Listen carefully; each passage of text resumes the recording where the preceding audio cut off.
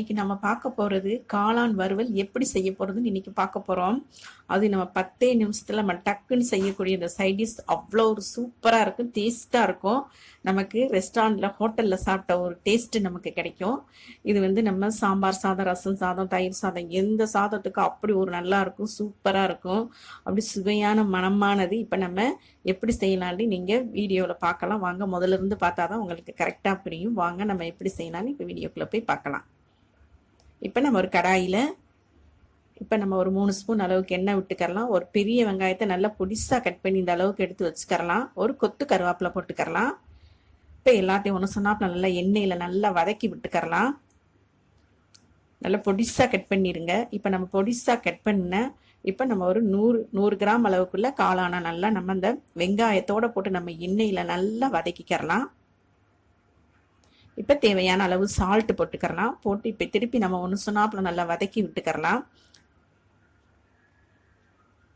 இப்போ வதங்கினோடனே நம்ம வந்து ஒரு 3 பச்சை மிளகாவை அதில் நல்லா கட் பண்ணி போட்டுக்கரலாம். காரத்துக்கு அவ்வளோ நல்லா இருக்கும், டேஸ்ட்டாக இருக்குது நமக்கு பச்சை மிளகா. இப்போ நல்லா நம்ம வதக்கி விட்டுக்கரலாம்.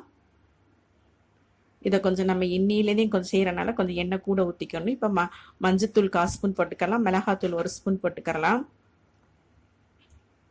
மல்லித்தூள் 1 ஸ்பூன் போட்டுக்கரலாம். கரம் மசாலா தூள் ஒரு 1/2 ஸ்பூன் போட்டுக்கரலாம். போட்டு இப்போ நல்லா நம்ம மிக்ஸ் பண்ணி விட்டுக்கரலாம். நல்லா அந்த மசாலா வாசம், பச்சை வாசம் போகிற வரைக்கும் நம்ம நல்லா வதக்கி விட்டுக்கரலாம். பாருங்க, இந்த அளவுக்கு நல்லா நம்ம வதக்கி விட்டுக்கரலாம். இது கொஞ்சம் எண்ணெயிலே நம்ம நல்லா வதக்கி விட்டாதான் டேஸ்ட்டாக இருக்கும். ஒரு சின்ன தக்காளியை நம்ம கெட்டியாக நல்லா மிக்சியில் போட்டு நம்ம அந்த அளவுக்கு போட்டுக்கரலாம். தண்ணி நமக்கு தேவையில்லை. இல்லை, இப்போ நம்ம ஒரு 2 ஸ்பூன் அளவுக்கு தண்ணி விட்டுக்கரலாம். இப்போ நல்லா நம்ம வதக்கி விட்டுக்கரலாம். இந்த அளவுக்கு நல்லா வதக்கி விட்டு இப்போ நம்ம மல்லித்தலை போட்டுக்கரலாம். பாருங்கள், அந்த நமக்கு அந்த எண்ணெய் பிரிஞ்சு மசாலா வர்ற வரைக்கும் நல்லா நம்ம வதக்கி விட்டுக்கரலாம். ரொம்ப சூப்பராக இருக்கும், நல்லா இருக்கும். பாருங்க, இந்த அளவுக்கு நல்லா நம்ம எண்ணெய் நம்ம ஊற்றிருக்கனால அதிலே வதக்கி விட்டுக்கலாம். இப்போ நம்ம 1 ஸ்பூன் அளவுக்கு தக்காளி சாஸ் ஊற்றிக்கிறலாம். இது நம்ம வீடியோ நம்ம ஏற்கனவே போட்டிருக்கோம். உங்களுக்கு நீங்கள் அடுத்து நாங்கள் இது பண்ணுறோம். இப்போ சோயா சாஸ் 1 ஸ்பூன் ஊற்றிக்கிறலாம். இது நம்ம வீடியோவில் போட்டிருக்கோம், உங்களுக்கு லிங்க் தர்றோம் பாருங்கள். நம்ம சோயா சாஸ் ஊற்றி அப்படி இனிப்பாக சூப்பராக இருக்கும். நமக்கு அந்த புளிப்பு தன்மையே இருக்காது, நம்ம வீட்டிலேயே செஞ்சுருக்கனால.